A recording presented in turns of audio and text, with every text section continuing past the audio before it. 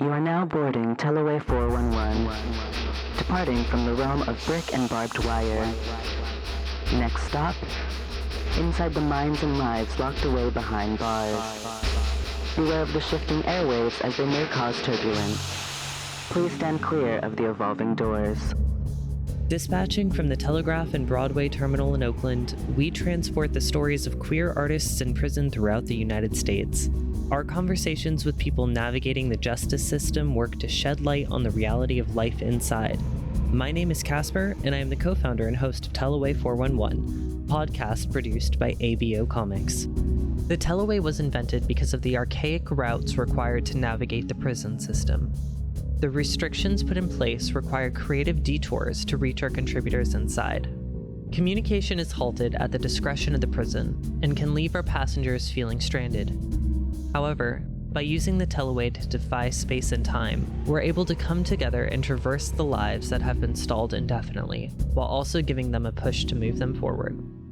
Today, our passenger is Taylor, someone I've had the pleasure of calling a friend for over the past decade, as well as one of the reasons a.b.o Comics exists today.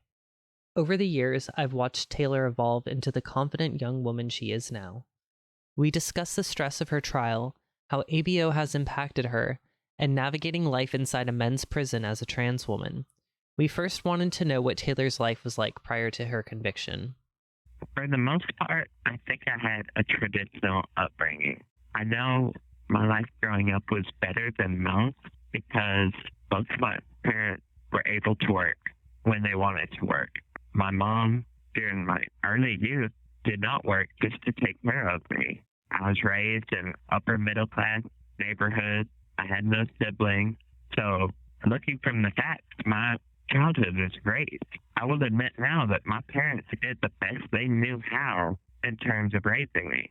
I ended up being a not so normal child. So I can't expect them to have done it differently, but I know that they tried. Growing up, I spent a lot of time alone. Only child, by myself, did not really know how to interact. I was super shy. If I had a close friend, I never had more than one. I would just spend most of my time alone. I was that kid who'd sit in the back of the class. I knew the answers to questions, but I was too shy to put my hand up. And this lasted all the way in high school. Later, in my teen years, I found drugs and used the drugs to combat my anxiety. It made things different. I can't say they made them better because while I was more comfortable, I went in a bad direction. Looking back at my childhood, I feel blessed. Many people in here, they tell me about their lives, and I realize I had a great childhood. I was never abused. I was never neglected. I had everything I needed. I feel blessed for that. My parents were both country. My dad was a redneck. My mom grew up on a farm. They didn't know how to raise a transgender child, and I didn't know how to be transgender. But we all did the best we could. It didn't end up the best that it could have, but looking back, we did the best we could. I think maybe that's why we have so much in common and why we get along so well, is because despite that we grew up in different places and have different experiences, we have so much in common. And I didn't go into drugs as my coping mechanism, but I definitely had alternative forms of addiction, mostly tech. I would say I was addicted to technology and the internet because I was able to use it to form my own reality. And I think that might be similar with the route you took with a drug addiction. I would agree. We were never taught how to deal with this identity. We were never taught how to deal with these gender issues. My youth, I didn't even know that transgender existed. The only person I ever saw transgender was on Jerry Springer. So I thought something was wrong with me. I thought everything I tried to do as a guy, somehow it wasn't enough and I needed to try harder. Looking back, I realized that my sense of discomfort in my identity, my sense of lack of self-esteem, I was living a life that was false. I was trying to be someone that wasn't me and that I never could be. No matter how hard I would try to be that person. That's why my parents, they did the best they could, but they didn't understand either, just like I didn't understand. I didn't want to talk to people. I just wanted to isolate myself in every way. The same way you could isolate yourself with technology. You could just avoid reality with anything. Because if we did not avoid reality, we didn't know how to deal with it. Like you said, I had only ever seen transgender people on things like Jerry Springer. And when I looked at shows like that and they're so sensationalized and dramatized, that I didn't identify with that at all. Not having any sort of representation for trans people in a positive light made me feel like an alien. It made me feel like there was no space for me in the world. I'm grateful now that this next generation of young kids at least have some positive representation. I agree. This next generation that I'm seeing, I view it as so beautiful that they're giving them a chance for them to live who they really are so early in their lives. Yeah, could you tell me a little bit about what happened, as much as you feel comfortable, prior to your conviction and coming to prison? A little bit about your circumstances. There's almost two phases. There was the pre-drug phase where I would isolate myself. I did not have any friends. Eventually, I found drugs. I could use drugs to evade transgender issues, my sexuality issues, all of the issues that made me different from what I was told to be. In addition to just evading them, I will admit I liked getting high. So I went from a little bit of drugs to a lot of drugs very quickly. I went from smoking marijuana to within a year, I have a needle in my arm. I'm chasing every drug I could get. I realized now I was just unhappy. I was trying to find that happiness in any way I could. This lasted all through my childhood, through my high school years, all the way up until I got locked up. I was an unhappy, angry person because I didn't know what was wrong. I knew something was wrong, but I didn't know what it was. And because I was angry with myself, I would lash out at other people. I didn't know how to be a good friend. I didn't know how to be a good child. I could manipulate and appear to be exactly what my parents wanted, which made it easier for me. But even then, I'm just practicing to be someone I wasn't. This ended up continuing even to the years when I came to prison, mimicking others, so pretending to be something I'm not, looking at how others are living and trying to copy that because I don't know it myself. I completely understand where you were coming from in that, and just trying to deal with the pain and the confusion and amplified by teenage hormones. It must have been so hard for you. So, when you were in the midst of this sort of escapism with drugs, what was your mindset like? Were you still going to classes? Did you have a relationship with your parents? What did you do with your time? And I was blessed because I didn't really need to work in any of my classes. I went from gifted and talented classes to advanced placement type programs. Going from them to back to regular classes, I could just not have to do anything. I would sit there and do the least amount of work because I was just depressed. I would end up passing all my classes up until I ended up dropping out. I had decent grades. When I dropped out, I immediately got a GED. In terms of my future and how I saw myself and what I wanted to do with my life, I didn't have an answer. I had lots of daydreams. I had lots of hopes that I could have done this or done that, but nothing concrete, stable enough for me to really work toward. What were some of your dreams and your aspirations? A dream that was given to me was to join the military. My grandfather was in the military. My father wanted to be, but was not able to for medical reasons. So I was raised to join the military. I was raised to be alpha male guy. That was never me. I used to like things that were artistic, but those things, I can't say that they were pushed away, but they weren't approved of.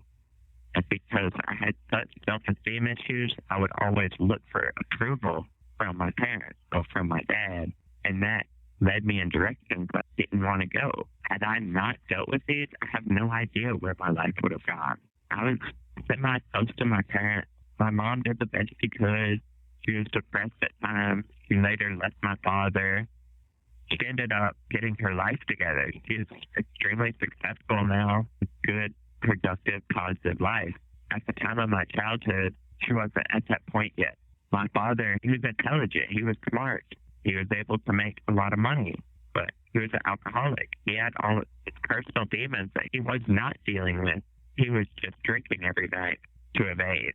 I'm not sure if I learned the pattern of addiction from him or if the addiction was something that came by my bloodline. But very quickly as soon as I started to use, I was addicted. My dad drank. I used drugs. I became a younger version of him in many sense, but I was never the boy he wanted. I was never the son that was going to grow up and do masculine things. But I tried to be because I didn't know of any other option. So do you feel like he approved of who you were growing into as a person and as much effort as you were putting into to try and please him and go, like, for lack of a better word, alpha boy route? Do you feel like you were getting any of the approval from him that you were seeking, or did it just feel more like you were seeking it and trying very hard, but you weren't getting it? I was getting it, but not to the point that I was seeking it. My dad, he was not that talkative. And many times, I would constantly look at him. All I wanted was him to nod his head yes. Like I was doing something good, like he approved. I would do this for sport. I used to have to play basketball. I played football. I ended up running track. I'm athletic, so those things weren't hard, but had I the choice, I would not have done them. For the most part, I think he approved, but looking back, I can't say what he approved of and who he approved of was even a real person. I learned early on to just be who my parents wanted me to be, appear the way they wanted me to appear, to avoid conflict, to make them happy, and to just get away with it, get away from them. I can go to my room, I can be by myself, I can get on the computer, I can play video games. I was more comfortable by myself than I was with any of them.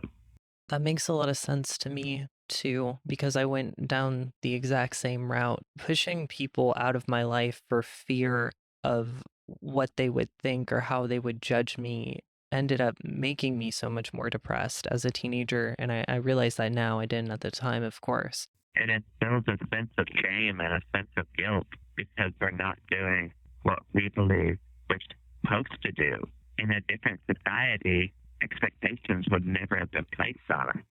The damage it does to our mental health is real. It's lasting. I still have damage on it. My self-esteem hasn't bounced back. It's still my biggest problem. All those are wounds from our childhood, wounds from growing up that don't go away. In order to be a functional, productive adult, we have to learn to deal with these things. And I can't say they're anyone's fault how things ended up. Due to the nature of society at that time, due to who our parents were and how they were raised, no one's fault. It does damage to transgender people like you and me being raised in an environment that is not accepting of us. And it's hard to fault anybody for just being ignorant of the subject. Like we mentioned earlier, neither of us grew up knowing anything about transgender people or having any sort of positive representations for people.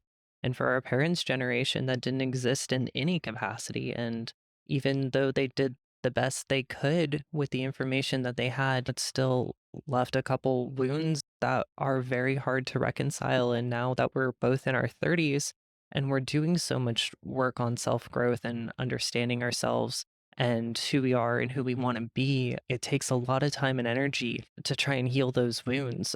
But I'm so appreciative again for having you in my life. We went through this together. We both went through our transitions together. You in prison and me on the outside. At the same time, without us even speaking about it to each other, we were able to be the support system that we needed. Yeah, absolutely. I'm so grateful that we had each other in each other's lives during that time. And I feel like we're both so much better for it. We still have a long way to go, but we're both in better places now, I think, than we were when we met. Do you want to talk a little bit about what your trial was like and what you experienced during that time? One word, terrible. I didn't know how to deal with it. It did not go how I expected. I had zero experience with anything like that. I can't even remember how long it is right now. Looking back, it's a lot of that. But it was like at least a week long. The entire time wrong. I remember just staring at the desk. I wasn't able to hear what was being said because everything that was being said, it was either not true or it hurt. I didn't know how to deal with it. I remember the bailiff at times. He kept giving me a signal to put my head up, to look up. I wouldn't realize I'm just staring down. In addition to that, the county jail had put me on some serious psych meds. I don't remember what they were, and I was kind of zombified the entire trial. Even in spite of the meds, the trial was terrible. The DA, who was trying to get me convicted, not even in reality talking about me. He would talk about a few facts, but then he would just go off on all these spiels about how terrible I was, comparing me to a vulture and a thief, and I was psychopathic, and they kept saying so much that was not in line with reality that I just didn't know how to deal with something like that. It felt like I was on a TV show with the super bad character and the really good DA. I did something wrong. I did something terribly wrong. I took someone's life. There is no way to take that back. I can't even pretend like I'm the victim in the trial because I deserve to be convicted. But the nature of the trial, it was presented to the jurors. They didn't present me. They just presented the worst image that they could make up from the facts that they got from the case. One of the last things the DA told the jury was, pretend that parole does not exist. Give this person the amount of time that you would like them to do before you see them out with your family again. I was an 18-year-old kid, but they gave me an 80-year sentence, basically meaning they never wanted to see me out there with their family again. I did not know how to deal with that. I had lots of issues from growing up, many things related to how I grew up, and many more related to the choices I had made. One of the turning points in my life, when they gave me that sentence, I stopped caring. It was like, I'm an 18-year-old. It's hard to see in my future anyway. And they give me such a huge presence that I can't even really comprehend it. From that point, I go 18 years old to a men's prison, and I have to deal with all the hazing and the violence and the potential rapings and the potential murders. Even when in county jail, people had been scaring me with these stories that this could happen or that could happen. In my head, I'm blowing things up way out of proportion to what they really are. I don't know how to describe it with any word other than terrible. It's so beyond my capacity to even try and put myself in your shoes at that time, being a teenager who has gone through so much stuff with your identity and trying to figure out where your place was in the world and delving into any form of escapism to try and deal with that pain, and then making a huge mistake in your life, then being reamed by the prosecution, the district attorney, being villainized and turned into a monster caricature of yourself, and witnessing all of that. Correct me if I'm wrong, but you were also awaiting trial in jail for a year at that point, right? At least a year, yeah. Locked up when I was 17 years old. I spent, if not a year, it was very close to it. But I believe it was a year, most likely over. A lot of that period in my life, my brain had kind of regressed in a way because those were really painful years. My early prison years, even the years in my childhood before the crime, before any of this criminal stuff happened. Those were really painful years that I went from one painful experience to another. It took me a long time to learn to deal with it, to learn to understand, even longer to learn to start healing. But again, I want to point out that I deserve to be in trial. I deserve to get convicted.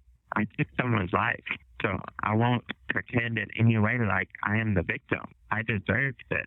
I might not deserve the sentence, but that was not for me to say. A jury of my peers gave me this sentence. If that's justice, I don't know. It's something that I've had to live with. I think it's very worth examining what we feel is justice in this sort of case. We have developed this jury system and this trial process over the course of hundreds of years of human history and evolution, just because it is the best that we have gotten to at this point. doesn't mean that it is always fair and correct and right. And a person can make a horrible, horrible mistake in their life, and they can do something like take the life of another person. But something that we grapple with a lot in this work is, does that take away a person's humanity? And does that turn a person into a monster who is unworthy of any sort of compassion or kindness again in their entire life? Should they not have any chance at redemption? Of course, my answer to that is no. And I know that many people have different ideas of what justice should look like. But for me, you have been such an instrumental person in my life over the last decade. You're one of my best friends. I love you so dearly. I love you too. Well, I hope someday we can welcome you out of those walls, because I know that you don't have ill intent against other people. You are a great person in my eyes, and I know you have so much support and so much to offer the world. I don't think it's justice that you should spend the rest of your life behind bars. I do appreciate you saying all that, and not just saying it, I do appreciate you meaning all of that about me. Maybe at one point laws could change, things could change. I don't get my hopes up because I do not want my hopes dashed. Since I've become an adult, I've realized I can go different directions in my life, and I want to go a positive direction. I still have many issues that I deal with, but they're not issues of violence against people. They're not issues that create victims. They're almost all completely issues that I deal with within myself. I want to be a better person. I want to do positive things. If I passed away, for people to be able to say at my funeral, wow, that person really did something. Wow, they did it. They helped me to leave a mark on society. Right now, I try what I can in here. I try to help people in the ways that I can in here, but my options are limited. But again, that's due to my own actions. You have brought so much positivity to not just my life, but I know to the people around you. Your friends that I've spoken with inside and your partners and stuff have so much love for you, and you've brought so much light and joy to their world, and you've made so much positive change. Like, we took on the Texas Department of Criminal Justice together, and we got policy changed inside Texas prisons, which is mind-blowing to me. Do you want to talk a little bit about that time we petitioned the government to have policy changed for transgender prisoners? I have to say, I'm going to talk about a unit called All Red Unit in PDCJ. But I've heard recently about that unit are that it has changed. When I was there, it was tough. It was very tough if you were gay or transgender. The name is the All Red Unit. Many people joke that it's the All Redneck Unit. It's 15 miles away from the border in Oklahoma. And the culture on that unit with the officers is very anti-inmate.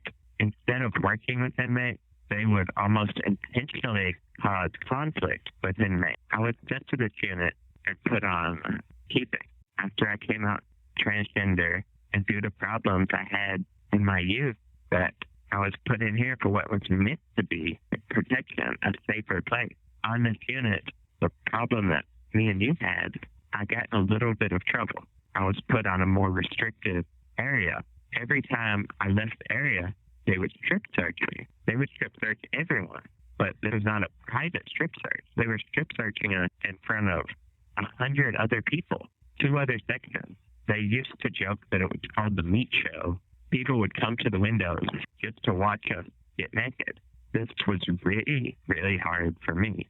I wasn't used to this. I wasn't used to having predators send me little letters to my house telling me their opinion of how I look naked, all the things they want to do with me. That was very tough to deal with, and that was the only way I could eat. If I want to leave to get a meal, I must get strip searched in front of everyone. If I want to go to medical, I must get strip searched. If I wanted to go to visit, see my family, I must get strip searched to everyone. There was a period that the anxiety was getting so bad that I almost stopped eating. I was not going to medical. I was going to a minimal amount of chow hall food. I was doing everything in my power not to have to deal with the meat show. And we started petitions. We started complaints. against TDCJ, specifically against this issue. And after thousands of people signed on our petition, policy was changed. The warden talked to me specifically and told me that there were only 2 units in all of TDCJ, which at that time had close to 100 units, strip search people at my custody level. He decided, due to the complaint, to change where they just pat search us, where they would just feel us for contraband, which eliminated the meat show, eliminated the repeated trauma to get naked in front of people. I only was able to do that because of Casper. By myself, from within the system, I would have had no power to change it because most of the time we ignore it in here.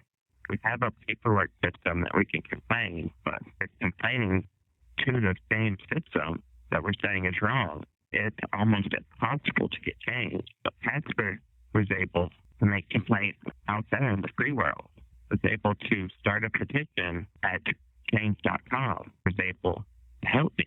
That's not the only time. Casper has helped me multiple times all throughout my life when I needed it. I'll turn to Casper. I'll turn to a.b.o.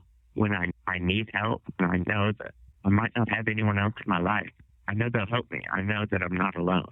Oh my God, Taylor, I'm on the verge of tears here. I can't imagine what you go through on a daily basis, and being on the other side and just hearing it in your voice and in your words.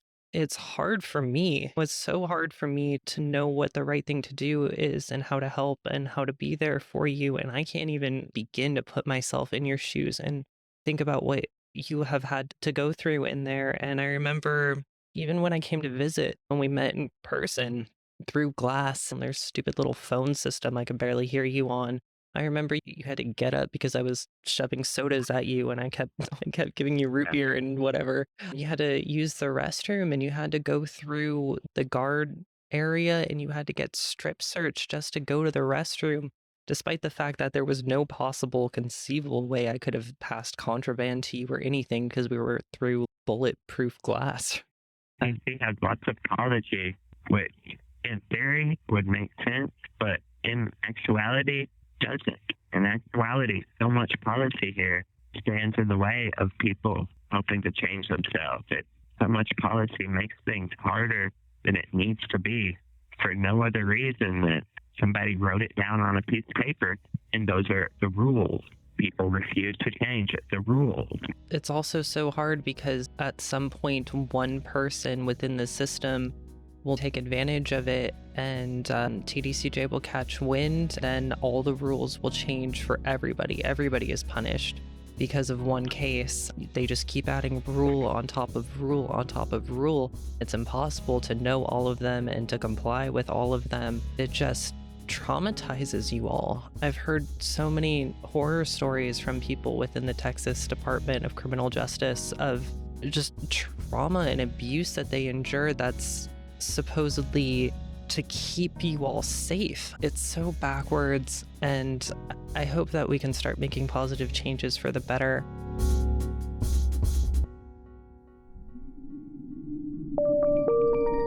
Doors opening.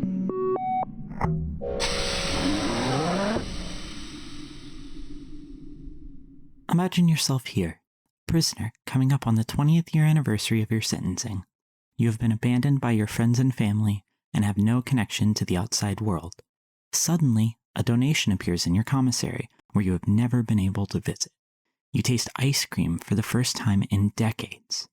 This is the reality for many of our contributors. Your donation can help provide a meal, basic hygiene, art supplies, and other essential items. Become a patron at patreon.com/a.b.o comics or head over to a.b.o comics.com for more ways to donate. That's a.b.o.c.o.m.i.x. Thank you for supporting our cause. Doors closing.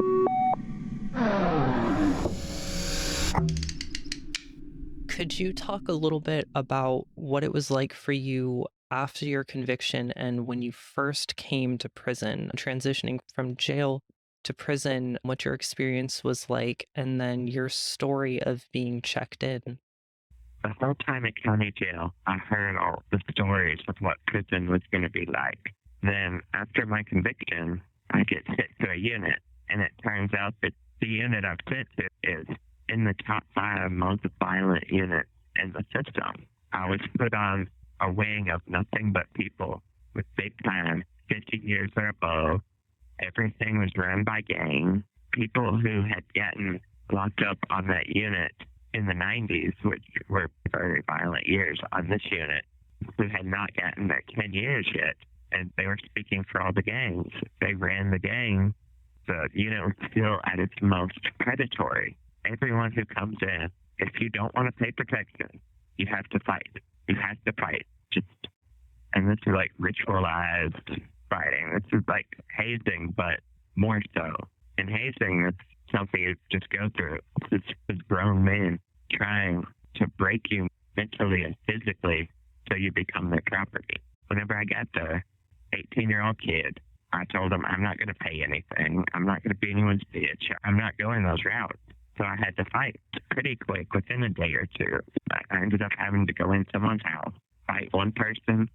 At this time, I couldn't fight. I thought I could. But when it's a grown man punching you in the face as hard as you can, I realized I don't know how to fight. But I fought him for a minute. Then they switched. I fought someone else for a minute. Then a quick break. I fought that same person for another minute. After all of this, my eyes were almost swollen shut. My body could barely function. I was beat up.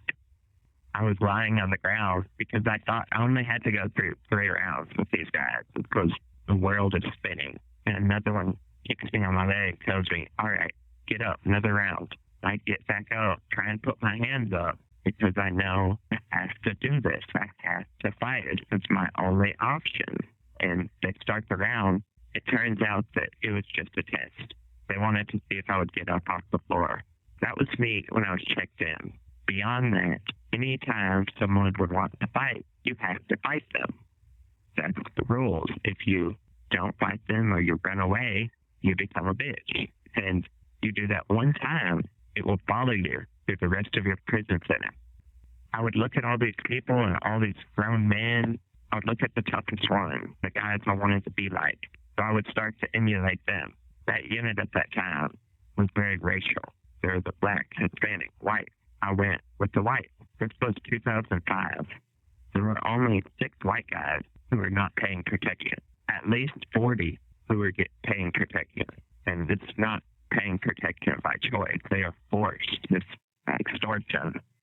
But due to good genetics and having to play sports my whole life, I was physically capable of fighting. I didn't know what I was doing. Lucky for me, I was able to make it through the brunt of it. Anytime somebody wanted to fight, I had to fight. And anytime someone new came, they would send me, I would have to go fight them. That was the life. That was the culture. It was alien to me when I got there, but over time it became the lifestyle. It was all I knew. I didn't know how to get away from it. It was very anti-gay, anti-trans. On a.b.o unit where I was at, the trans girls were treated worse than the child molesters. They were property. They were getting raped, pimped out. As soon as I saw the girls on the unit, mentally, I realized, oh shit, that's me. And it terrified me so bad that I put up the walls in my brain.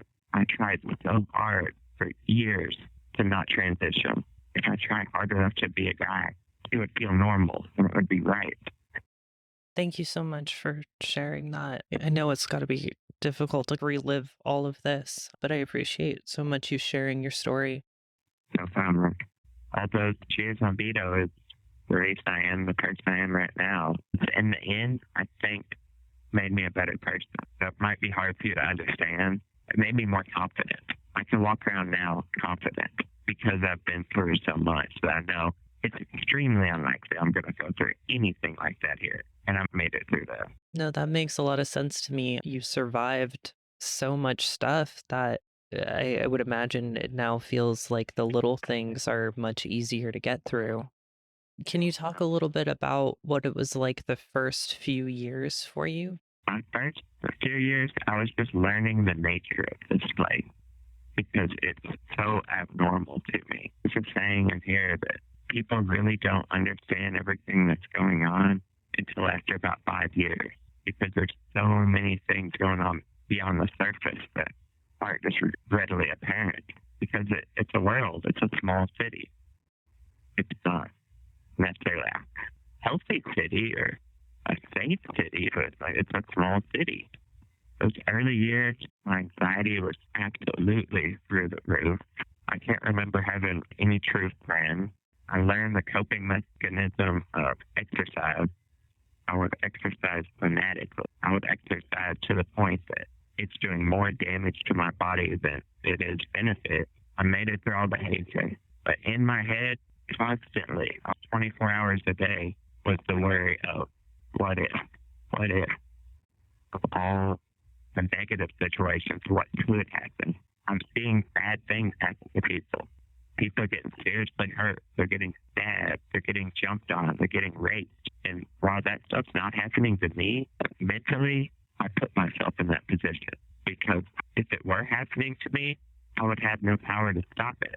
So my early years in, it was just coping, learning to deal with this place, learning to stay out of the way, learning not to draw attention to myself, watching other people make mistakes and trying to learn from their mistakes so that I never needed to. Those early years were stress. The best way I can put it now, that they were stress. I never really got comfortable in here until 5, 6, 7 years in, because all the early years worried about everything that could happen to me. Not to say that I'm not right now. I'm fully aware of everything that could happen to me right now in here, but it's a normal worry, not the worry that it was for 18, 19, 20-year-old suburban kid surrounded by murderers and rapists. That was terrifying. I didn't know how to deal with it. I would just look at other people and copy how they live. I wasn't necessarily being myself. I wasn't being authentic, but I was being alive. I was being as safe as I could be. So those first 5, 6, 7 years of high stress, I imagine that took its toll on your physical health and your mental health. Was there a point that you felt like you started becoming more comfortable with your surroundings and weren't constantly living in a state of fear, or does that still exist today? I do remember when it started to happen. I knew on the inside I was dealing with my gender stuff, my sexuality stuff, but I tried to keep it locked away. I had this anxiety that other people could see it. Other people were judging me about it. Other people were going to hurt me because of it. Someone got to the unit. He got sent there for college, but it was another white guy. He made it through the hazing, and then we found out that he was gay. He's the one that showed me that it's possible to break the mold in here, to act different, and to be okay. He ended up being my best friend for years. I was in a relationship with him for 5 years and 6 days. He was the one who showed me that I don't need to look towards all the tough guys, the traditional looking guy. He showed me that I can be more me. I can be that and be safe, because I watched him be safe. He went through his issues, but none of the terrible things happened to him, and that let me get more comfortable. In those years, I was not out as transgender. I was playing with my sexuality because I didn't know exactly what I was, what I wanted to do. I was experimenting. It's sad that I had to do that in my mid-early 20s instead of out there in the free world, but that's just how it worked out. Even during those years, I stayed an exercise fanatic. I trained in martial arts. I used to keep a knife on me at all times because I knew that the lifestyle I was living at that point, I was a target. Not only a target to the rapists and the gang members, but a target to my own homeboys. You cannot be gay and be what I was. I was not in with the Aryan gangs. I was not at any of that, but I was with the white guys and in that culture. That's not acceptable at all, but I was doing it anyway. So that was even more stress. It was constant being uncomfortable, but it was all I knew. I learned to live in that environment. Eventually, I got in college. I got good jobs within the prison. I developed a reputation. Everyone knew me. I was there so long that I grew up on the unit, and everyone knew me. I acted good enough. I had a good reputation. I was a somebody. But the entire time, I knew every bit of that was fake. Every person I called a friend, when he called me a friend back, he did not even know me. He did not know the true me. He just knew the image I put on because I thought I needed to. It was not until I got sent to a different unit that I finally left all that behind. I kept it on that unit because I didn't know how to do anything else. And honestly, I was scared to try anything else. I was scared of everything that could happen, all the what ifs. When I got sent to another unit, it was my opportunity. I don't know these people. I don't know what's going on. I'm already in good shape. I know how to fight. Let me deal with me now. Let me try and finally deal with my own issues. I left all the, not the gang lifestyle, even though it really wasn't gang. Everything was so racially organized that the white took care of the white. But I left all that behind. There was a sense of freedom that I never felt before. But I was adopting a new stress that now I'm living a new life. I have no idea how to live. Your story is so intense. Around the time you started coming to terms with your sexuality and your gender identity and exploring that a whole lot more and wanting to get out of the culture that you had found yourself in for safety reasons, what was the process like for you getting moved to a different unit and starting to explore the feminine side of yourself? I didn't want to fight. I wanted to be relaxed. I wanted to be stable and have a life. I wouldn't call myself homosexual right now, but due to the gender that I was projecting at that time, I was living a homosexual life. Homosexuality was not accepted by the people I was around. But I did have to fight. I would get my status, my reputation, and then not long after that, some new people would come in. I'd have to fight again. Then, wait a little while, some new people. I got tired of it. I didn't want to do that anymore. That was not who I was. I just needed to get off that unit. I needed to get away. And she was the one who helped me with that. Again, it comes to Casper. Due to all the early hazing, all of the stuff I went through in the beginning, I still made it. I had a reputation, but I still went through some really rough stuff early in. And Casper helped bring that to attention of the system. I was not going to say it. I was terrified. I had too much pride to say that. Reputation is too important in here for me to be willing to say that. So I just bit my tongue for a long time. Casper got me off of that unit, but I made a mistake. Because that was the only unit I knew, I assumed that all of PDCJ units had the same culture. I assumed they were all just as violent. They were just as homophobic, just as transphobic. So when I was sent to another unit, I decided to live my life different, but I was going to live that life with the assumption that I was in serious danger, that I was a target. In actuality, I can see back now, I probably would have been all right on that unit. But due to my fear, due to my worries, Casper helped me get into safekeeping, which is the safest place for transgender, gay people in PDCJ don't want to have to fight. Because not everyone here is built for fighting. Not everyone here grew up in that lifestyle and wants to be a soldier and wants to be a badass. There's softer, friendly, nice people in here who will get preyed on if they were left out in general population. Because I could make it in general population, I probably do not need to be in safekeeping. But for my mental health to appeal the way it did, for me to be comfortable, safekeeping was the only place that would have let me do that, that has let me do that. I'm so grateful for the opportunity to get to learn about the system firsthand from you and to be a part of hopefully making things a tiny bit better. And it's been such an experience watching this from one side and hearing it all through your words and all that you've lived through. I feel very fortunate for this experience to know you and to watch you grow and blossom into the amazing person that you are. What was it like for you first starting the process of transitioning and getting on hormones and contemplating medical decisions and stuff for your transition? When I got approved for safekeeping, I was sent to All-Red Unit. All-Red Unit, it's hard from the officers, it's hard from the administration, what they can do to us. But in terms of on the section, on the pod, environment of people, I was accepted. Almost everyone there, if they weren't gay or trans or something, they had experimented with the lifestyle and was not judgmental. There were gay people everywhere. There were girls, trans girls everywhere. I'd never experienced that before.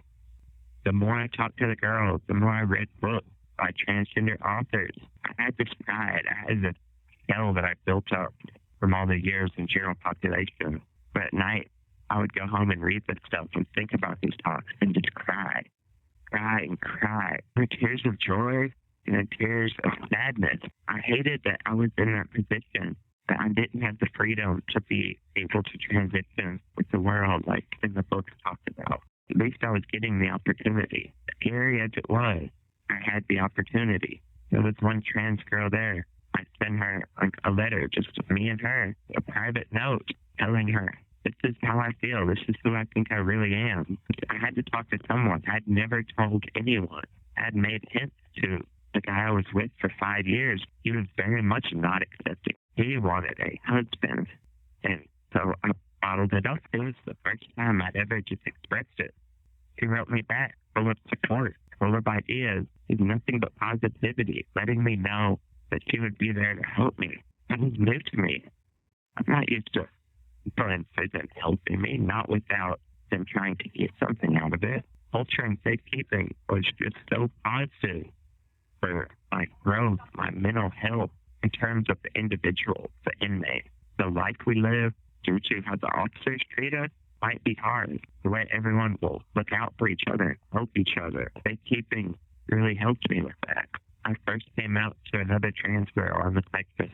She was supportive. From that point on, it was little things. I had so much pride and so much fear, but I would do little things with a day rail until I realized I can do all of these steps. And it's all in my head. No one is stopping me from being who I am, but myself. And it wasn't easy from that point, but I lost a big barrier. I was able to go through a medical system here. And due to some lawsuits they had previously, they opened up a gender clinic, which made it easy for the trans girl to get hormones. I was able to get on hormones.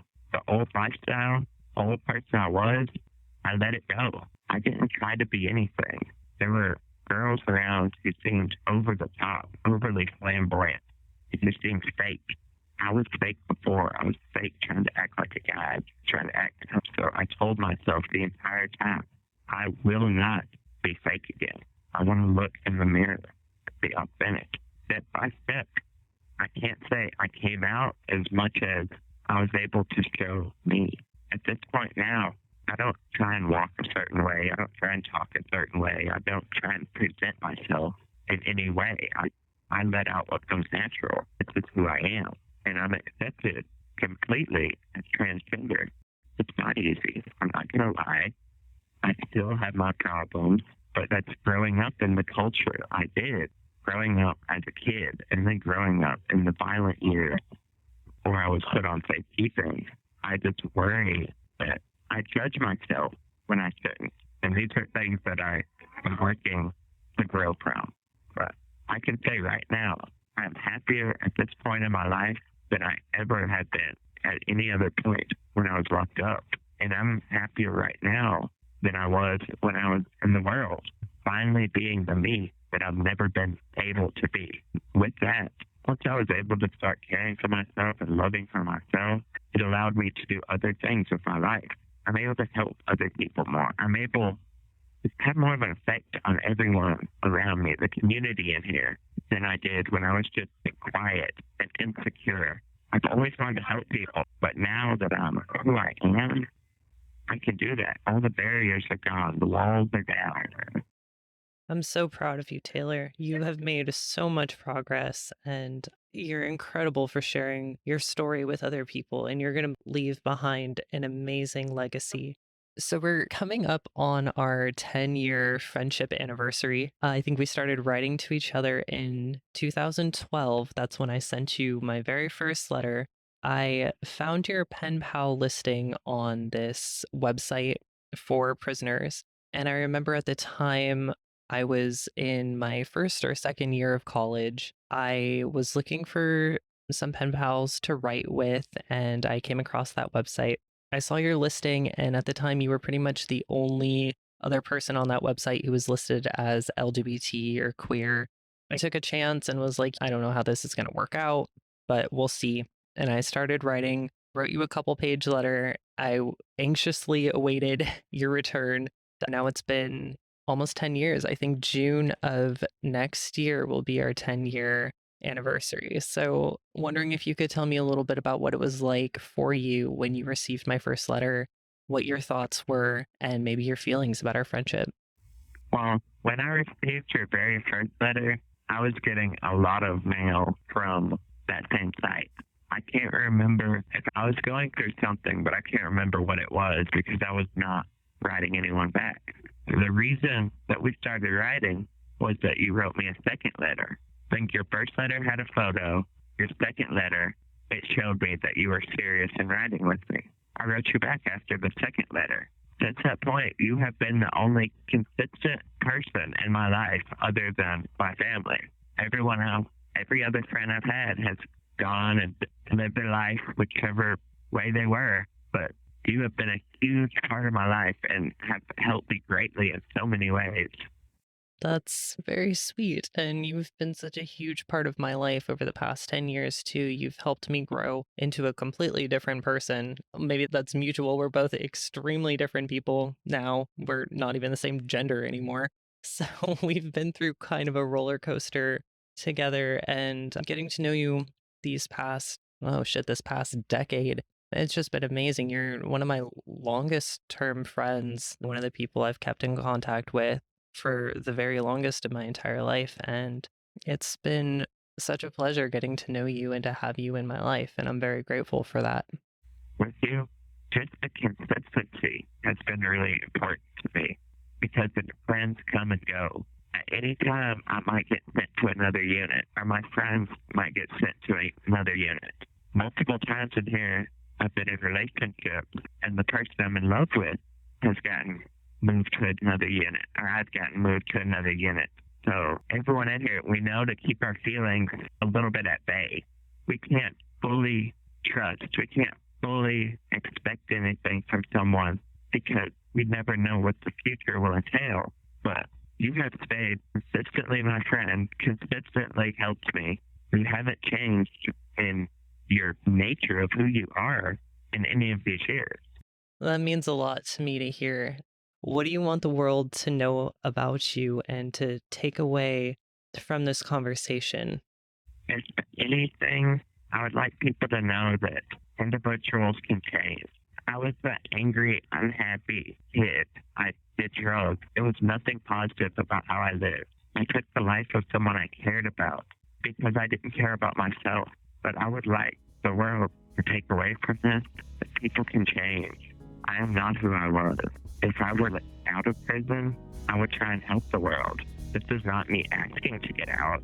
This is not me trying to manipulate the system, manipulate public opinion, and try and get anything from this. I'm just letting you to me, like Taylor to Casper, that I have the potential to help people. I have the potential for positivity. I have the potential for so much that I do what I can in this community and here, but is it justice for me to spend my entire life in prison? If they can take away anything, that would really be it. That change can happen. Not everyone will change. Some people come in here and end up worse, but there are a lot of people, I see them around me every day. They're not who they were. Their crimes don't identify them as people. They personally hate what they did, and they want to change. And it's their own inner motivation to be a different person. Not what the prison does, not what anything else in here does, because the environment can't change us. The environment can restrict us from things, but it can't change us. The change comes from the inside. And there are many people in here who have made that change, but we're still in here, and we're going to stay in here. Just know that there's a whole world inside of these prisons that no one ever sees. There are good people inside of these walls that everyone is completely ignorant of because we're prisoners, we're felons, we're locked away. Thank you, Taylor. It's been amazing getting to talk to you and to hear your story again. I'm so excited to be able to share it with other people. Is there any final words you might want to express or leave us with? I would like to thank you. I would not be where I'm at in life if it was not for you. I would most likely still be that scared, angry kid on that violent unit, living that life that I thought I had to, if it were not from you. You and Casper are the one who showed me that I have someone out there who will accept me and who will help me. Through you and through a.b.o, that has helped change my life. I want to say thank you. You're very welcome, and thank you as well. You've absolutely changed my life for the better. You've taught me so much. You've been there for me through the ups and downs of everything in my life for the past decade, and I'm a much better person for having known you. Appreciate that, and I thank you too. I'm glad to have had the opportunity. I've had the privilege of countless conversations with Taylor over the years. This one was especially meaningful to me, as I've had the chance to reflect on our shared history. Before I knew Taylor, I had only a surface-level understanding of the prison system, but meeting her gave me a deeper knowledge of the realities of life inside. Because of a.b.o Comics, I now have a way to pay forward all I have learned from the incredible people living behind bars. I hope Taylor's story helps shift some perspectives on the people we have discarded and hidden away from society. Our goal is to give our passengers a fair, free platform to share their stories, regardless of the fee they're forced to pay for their past. Thank you to everyone who made this podcast possible. Shout out to the Bay Area's finest tattoo artist, and my wife, Brett Baumgart, for their eternal support and assistance with every endeavor we pursue.